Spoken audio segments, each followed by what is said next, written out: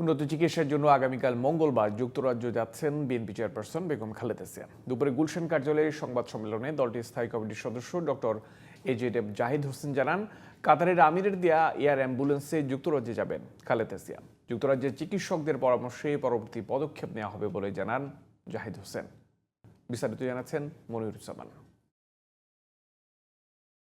BNP chairperson Begum Khaleda জিয়ার উন্নত চিকিৎসার সর্বশেষ প্রস্তুতি নিয়ে সোমবার দুপুরে গুলশান কার্যালয়ে সংবাদ সম্মেলন করেন দলটির স্থায়ী কমিটির সদস্য ডক্টর এজেডএম জাহিদ হোসেন। তিনি জানান, খালেদা জিয়ার যুক্তরাজ্যে যাওয়ার দিনক্ষণ চূড়ান্ত হয়েছে।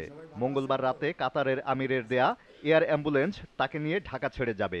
ওনার সাথে মেডিকেল বোর্ডের 6 জন সদস্য, ওনার ব্যক্তিগত কর্মকর্তা, ওনার যে কেয়ার গিভার, ওনারা থাকবেন। কাতার আমির রয়্যাল এয়ার অ্যাম্বুলেন্স যেটা, ওটার 4 জন চিকিৎসক ওনারা থাকবেন।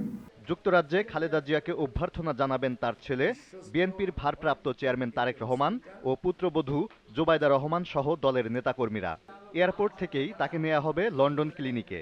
যেখানে নেওয়া হচ্ছে তাদের মাল্টিডিসিপ্লিনারি, আমরা সবসময় বলতাম, সেখানে সকল ব্যবস্থা তাদের আছে এবং সেই অনুযায়ী আমরা তাদের ওখানে নিয়ে যাচ্ছি এবং তাদের ওখানে আমরা ইনশাআল্লাহ রেখে ওনারা সব কিছু দেখে তারপরে আপনার ডিসিশন হবে যে ওনার নেক্সট কোর্স অফ ট্রিটমেন্ট কি হবে।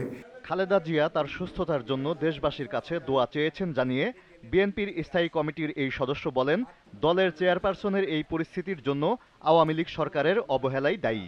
একটা মানুষকে একাকিত্ব, নিঃসঙ্গতা এবং সঠিক চিকিৎসা না দেওয়া কত দুর্বিষহ অবস্থা ঠেলে দিতে পারে তার উদাহরণ হচ্ছে বেগম খালেদা জিয়া। সুস্থতার পর দেশে ফেরার আগে খালেদা জিয়া উমরা করতে যাবেন এমন প্রত্যাশাও করা হয় সংবাদ সম্মেলনে। Moniruzzaman, GTV news, Dhaka.